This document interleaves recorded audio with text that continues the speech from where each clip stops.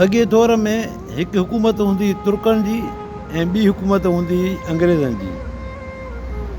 पोइ तुर्क जे बादशाह जेको तो हकीमनि खे घुरायो ऐं हकीमनि खे चई ॻाल्हि ॿुधो, मूंखे अहिड़ी का दवा ठाहे ॾियो जो मुंहिंजी हयाती वधे, मुंहिंजी ज़िंदगी वधी वञे।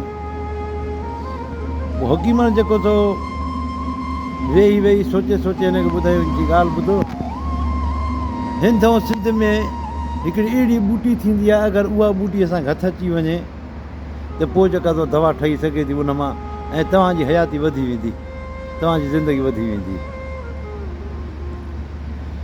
जी ठीकु आहे। पोइ हुन बादशाह छा कयो, 10 माण्हुनि जो हिन काफ़िलो ठातो, जंहिंमें हकीम बि हुया ऐं हुनजा ख़ासि वज़ीर बि हुया ऐं कुझु फ़ौजी बि हुया। हिन 10 खे गॾाए हिननि खे ख़त लिखी ॾिनई, खयां वञिजो, वञी उन बादशाह खे वञी ॾिजो जेको हिंद ऐं सिंध ते बादशाह। पोइ जॾहिं उहो ख़त खणी उन मुल्क में जो पता वञी उन बादशाह खे ॾिनऊं, चए वटि असांजे बादशाह जेको तो तव्हां लाइ ख़त ॾिनो आहे। हुन ख़त जेको तो पढ़ियो, उन ख़त में लिखियलु हुयो त हे मां हकीम मोकिलिया आहिनि, कुझु वज़ीर आहिनि, कुझु मुंहिंजा फ़ौजी आहिनि, तव्हांजे मुल्क ते हिकिड़ी अहिड़ी ॿूटी थिए थी जेका हे ॻोल्हे खणी ईंदा, मुंहिंजे लाइ दवा ठाहींदा ऐं मुंहिंजी हयाती वधी वेंदी। उन बादशाह खे जेको तो वॾी कावड़ आई, जेको हिंद ऐं सिंध वारो बादशाह हुयो। ओॾी महिल छा हुकुम ॾिनई पंहिंजे फ़ौजनि खे, चई पकड़ियो हिन सभिनी खे गिरफ़्तार कयो।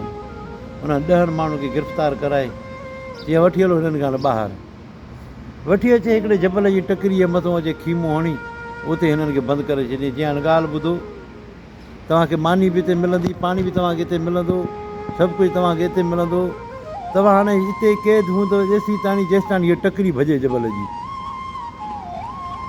तेसि ताईं तव्हां हिते क़ैद हूंदव। ऐं ॿाहिरि मुंहिंजा फ़ौजी बीठा अथव, जे तव्हां भॼण जी कोशिशि कई पोइ तव्हांखे सिधो क़तलु कंदा। बादशाह हुकुम ॾेई हली वियो, फ़ौजियुनि खे चई छॾे तव्हां ॿाहिरि बीठा हुजो हिननि जी, जॾहिं टकरी भॼंदी त पोइ तव्हां हिननि खे मोड़े वठी अचिजो।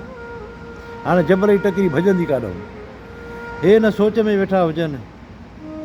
आख़िर हिननि चयो त हाणे त जबल जी टकरी भॼंदो केरु, बसि उहा अलाह जी ताक़त ई आहे जेका भॼी सघे थी, ॿियो त को नथो भॼी सघे। पोइ हिननि छा कयो, जो मानी खाई ऐं अलाह जे ज़िक्र में वेही वेंदा, फ़र्ज़ पढ़ंदा, नफ़िल पढ़ंदा, सुनतूं पढ़ंदा, राति जो तहजुद पढ़नि, तस्बीह नमाज़ पढ़नि। पोइ हिननि जो कमु थी वियो बसि ज़िक्र, अलाह जे ज़िक्र में, ऐं दुआ घुरनि पिया त मालिक हिन टकरी खे जेको तो भञ हाणे असांजी जान छुटे। अलाह आख़िर अलाह ताला हुननि जी ॿुधी, ज़िलज़िलो आयो जंहिंमें पथर थियण लॻा ऐं उहा टकरी जेका तो सही लुॾण लॻी। उन्हनि फ़ौजियुनि जो ॾिठो जेके ॿाहिरि बीठा, उन्हनि अचे तकड़ में अची हिननि खे कढियो खीमो कढी हिननि खे परे विया त उहा टकरी जेका त भोर थियण लॻी, ॾाढो काॾो पथर हुन में किरण लॻा ऐं टकरी उहा भॼी पई। पोइ फ़ौजी उहे वठी आया हिन वटि, पंहिंजे बादशाह वटि, चई उहा जेका टकरी हुई उहा भॼी पई, ज़िलज़िलो आयो भॼी पई टकरी, हे हाणे त मां वठी आयो हिननि खे तव्हां वटि, हाणे जेको तव्हां हुकुम कयो। चई हाणे बसि इहे आज़ादु आहिनि। पोइ हुन छा कयो, बादशाह ख़त लिखी हिननि खे ॾिनई, चई वञी तव्हां पंहिंजे बादशाह खे ख़त मुंहिंजो ॾिजो ऐं तव्हां आज़ादु आहियो। उहे 10 माण्हू वरी वापसि आया, अचे हुननि चयो तव्हां एॾी देरि छो कई, चई वठो हे ख़त अथव, पहिरियों हे ख़त पढ़ो। ख़त पढ़ियो, हुन ख़त में हुन लिखी मोकिलियो, हे 10 माण्हू हुया तुंहिंजा जिन खे तूं ॿूटी जे लाइ मोकिलियो, मां हिननि खे बंदि करे छॾियो। हिननि जॾहिं अचे राति ॾींहुं जो इबादत कई, हिननि अची अलाह खे यादि कयो ऐं अचे हिन जबल जी टकरी खे अचे हिननि पिटणु शुरू कयो। हिननि जी पिट जेको त जबल जी टकरी खे बि भञी छॾियो। अलाह हिननि जी पिट ॿुधी ऐं जबल जी टकरी खे भञी छॾे, न त इहा टकरी काॾों भॼंदी, जबल खे छा थींदो आहे। तूं वटि जेको त किरोड़ अवाम आहे तुंहिंजी, अगरि तूं अहिड़ा कम कर जो किरोड़ अवाम जेको त तुंहिंजे लाइ दुआ घुरे त तुंहिंजी हयाती वधी वेंदी न। जे अगरि तूं अहिड़ा कम कंदे ऐं इहा किरोड़ अवाम तोखे पिटींदी, तोखे केर बि कोन थो बचाए छॾे, तुंहिंजी ज़िंदगी कोन बची सघंदी। तूं हिकिड़ी ॿूटी छा पर 100 ॿूटियूं खाईंदे तुंहिंजी ज़िंदगी कोन वधंदी, अगरि जे किरोड़ अवाम जे तोखे पिटींदी त।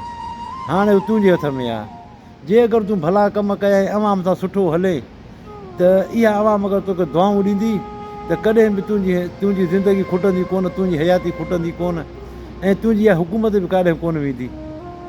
अगरि जे तूं हिननि खे तकलीफ़ ॾिनी न त अगरि इन्हनि जे तोखे पिटियो त तूं हूंदई कोन, तूं बि टकरी वांगुरु ज़रा ज़रा थी वेंदे।